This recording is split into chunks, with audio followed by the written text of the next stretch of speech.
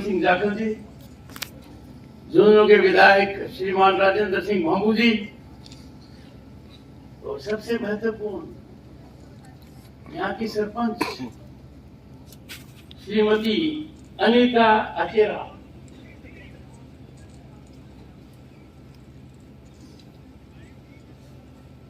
और principal Shrimati Sharda, Mahatma Gandhi government school सांगासी। Ruparam जी कहाँ दिख रहे थे?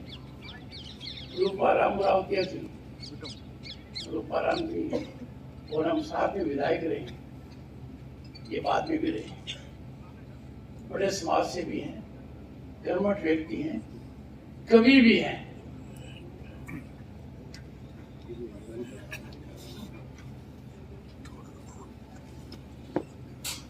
मुझे बड़ी खुशी हुई जब आपकी प्रिंसिपल शारदा जी को मैसेज मिला, तो उन्होंने बड़ी उत्सुकता दिखाई और मुझे लग गया कि इस विद्यालय का सर्जन ठीक तरीके से हो रहा है। वो साधुवाद की पात्र है। उन्होंने कहा है कंप्यूटर लैब के बारे में, इस कंप्यूटर लैब की व्यवस्था डॉक्टर सुदेश धनखड़ करेंगे। मेरी बात हो गई और 3 महीने में यह सक्रिय हो जाएगी। 3 महीने। झुंझुनू की भूमि खास तौर से लड़कियों के लिए बहुत बड़ा उदाहरण प्रस्तुत करती है। श्रीमती कमला बेनीवाल मंत्री रही, बहुत पहले विधायक बनी, राजस्थान की उप मुख्यमंत्री रही और उसके बाद गुजरात की राज्यपाल रही, वो इसी जिले से। अंदाजा लगाइए उस समय उन्होंने कैसे कहां पढ़ाई की, बनश्री विद्यापीठ में। श्रीमती सुमित्रा सिंह कई बार विधानसभा की सदस्य बनी, मंत्री बनी और राजस्थान विधानसभा की अध्यक्ष बनी। प्रभावी नेतृत्व है, वो भी यहां से और बनश्री विद्यापीठ से। उसी तरीके से डॉक्टर सुदेश धनखड़ भी बनश्री विद्यापीठ से पीएचडी है। नारी शक्ति वंदन अधिनियम ये कोई छोटा कदम नहीं है।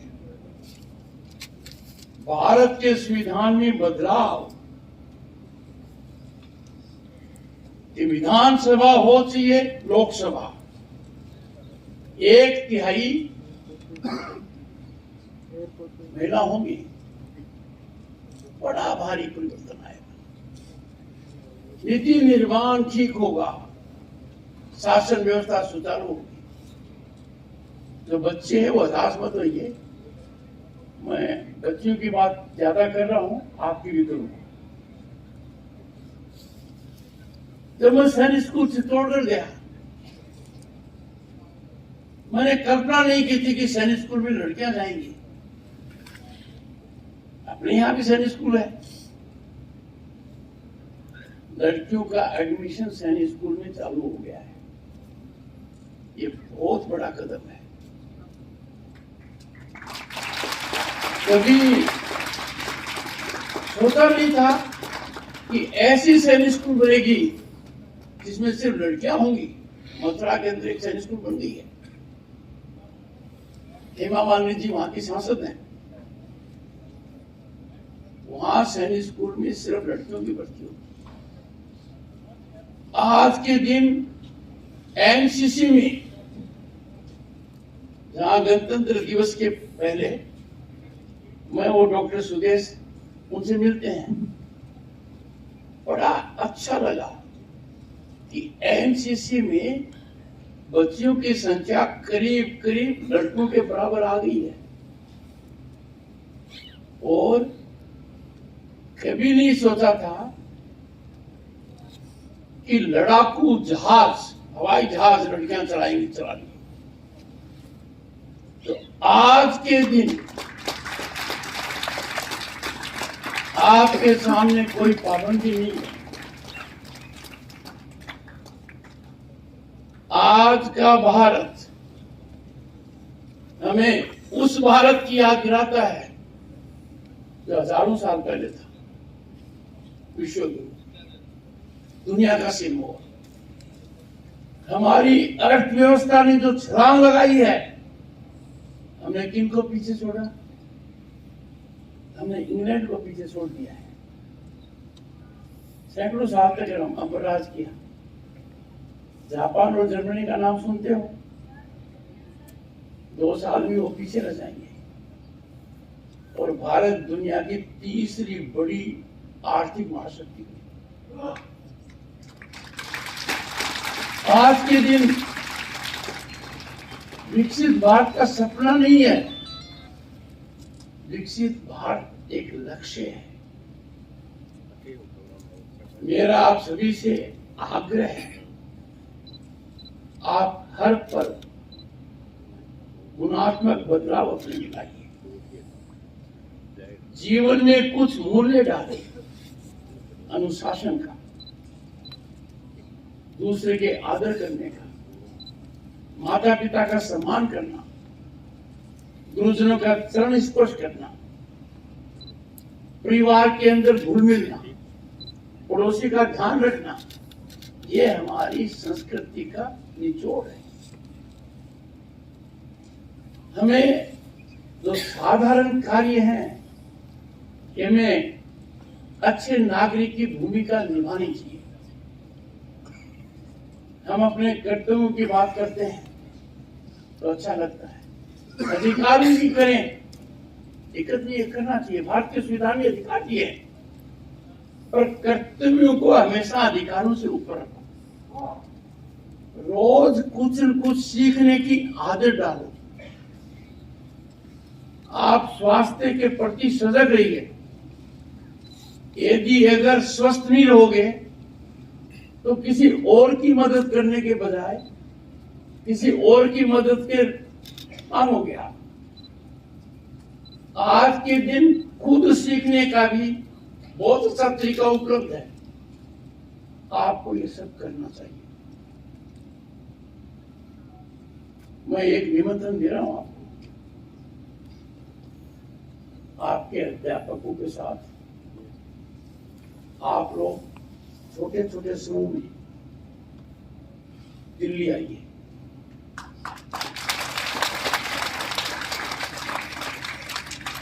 आपके रहने की व्यवस्था, आपको भारत का संसद दिखाएंगे, आपको राष्ट्रपति भवन दिखाएंगे, प्रधानमंत्री का म्यूजियम दिखाएंगे, वार मेमोरियल दिखाएंगे। और ये शुरुआत मैंने की हुई है, और जो गए हैं उनको बड़ा अच्छा लगा है। आओगे ना? और इस जगह से तो मेरा ज्यादा लगाव है, समझते हो ना? समझते हो? मैं मेरी बात को सिर्फ कंप्यूटर लैब तक सीमित नहीं रखूंगा। एक मैं आपको इलेक्ट्रॉनिक बोर्ड भिजवाऊंगा।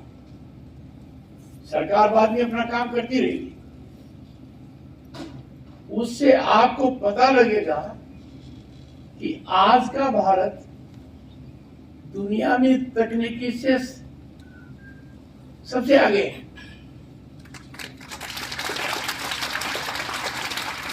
आज अंदाजा लगाइए, साल में 3 बार 10 करोड़ किसान, आपके माता पिता, सीधा 3 बार साल के अंदर कृषि के लिए केंद्र का धन प्राप्त करते हैं। इसकी अहमियत समझिए कि भेजने वाले की ताकत तो है और रिसीव करने वाले की भी है। ज्यादा से ज्यादा पाठ्यक्रम के अलावा भी पढ़ने की आदत डालो। वो जमाना बदल गया जब ये तय होता था कि व्यापार करेगा जिसका बाप बड़ा व्यापारी है, बड़ा उद्योगपति है। खत्म हो गई बात। भारत की राष्ट्रपति कौन है आज के दिन? और जनजाति से हैं। बड़ा परिश्रम करके वो विधायक बनी, मंत्री बनी, और हम साथ साथ राज्यपाल भी रहे, और आज देश के सबसे बड़े पद पर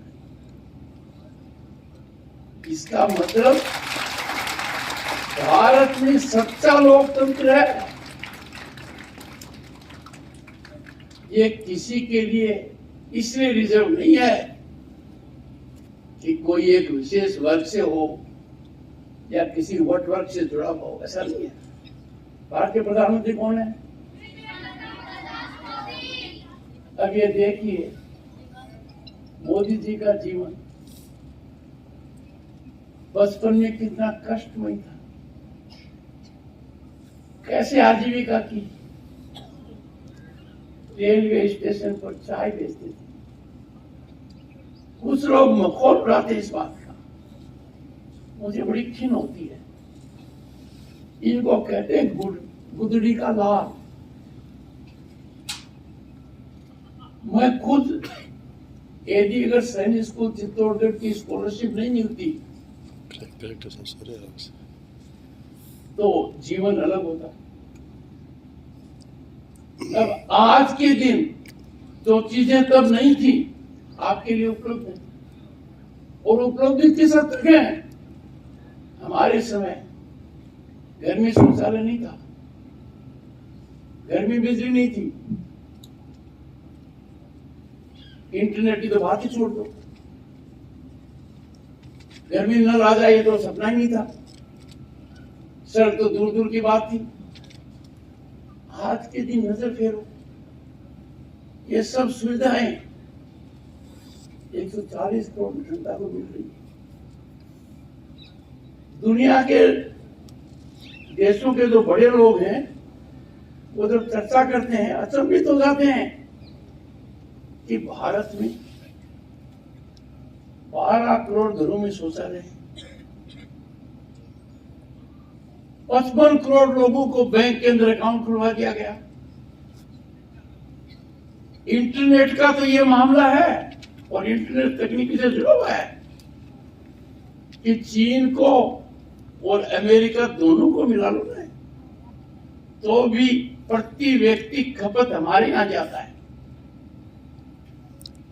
सड़कों का जाल, एयरपोर्ट का जाल, नई नई ट्रेन आ रही है। इसमें एक बात का ध्यान रखना है, राष्ट्रधर्म, राष्ट्रवाद, राष्ट्रहित, इससे ऊपर कोई हित नहीं है। दूसरा, महात्मा गांधी का एक बड़ा नारा था,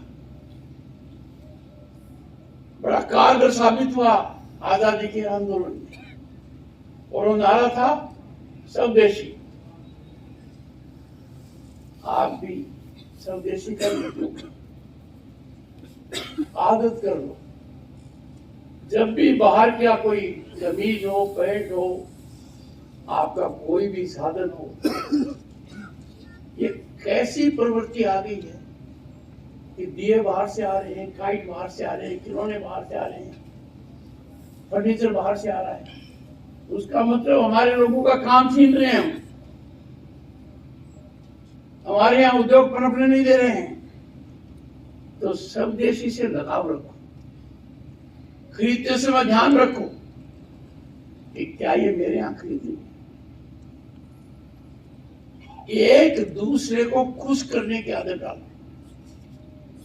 लाइफ के अंदर और हमारे शास्त्रों में कहा गया है कटाक्ष, दूसरे के मन को पीड़ित करना ये उचित नहीं है। आप अच्छा सोचोगे, अच्छी बात करोगे, सकारात्मक रवैया रखोगे, बड़े चमत्कारिक नतीजे आएंगे। और आज के दिन तो राजनीति की बात करूं तो पंचायत, जिला स्तर पर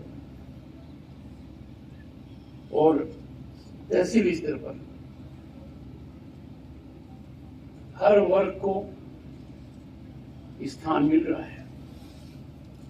तो बाहर के लोगों को पता लगता है कि भारत का नेतृत्व कैसे बढ़ रहा है, तो पता लगता है कि 1/3 इन संस्थाओं में जिनकी संख्या 10 लाख से ज्यादा है कुल मिलाकर, लड़कियां और महिलाएं हैं।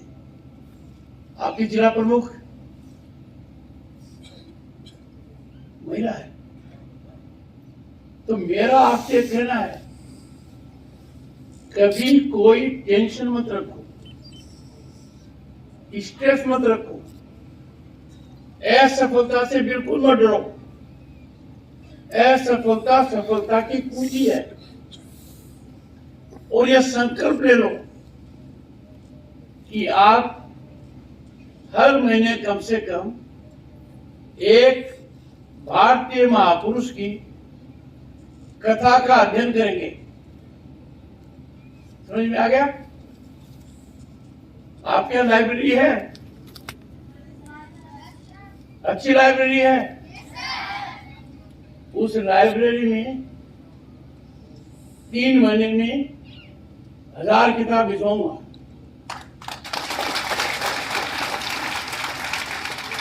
मैंने आपसे कितने वादे किए हैं? कितने वादे किए हैं? मैंने आपसे 4 वादे किए। पहला वादा किया मेरे पास आओ और मिलो। दूसरा वादा किया है कंप्यूटर लैब का। तीसरा वादा किया है इलेक्ट्रॉनिक बोर्ड का। और चौथा वादा किया है 1000 किताबें जो आपकी रुचि की होगी। मैं बहुत कुछ ज्यादा नहीं खाना चाहता इस समय, पर इतना कहूंगा, सोच को ऊंची रखिए, सोच को सकारात्मक रखिए। और जो 11वीं 12वीं के बच्चे हैं, आपको आगे पढ़ने के लिए संकट नहीं आते, समय पर अप्लाई कीजिए। नए नए रास्ते निकल रहे हैं, उनकी जानकारी लीजिए, आपका मौका अवश्य आएगा। ठीक है? आप सबको बहुत बहुत शुभकामनाएं।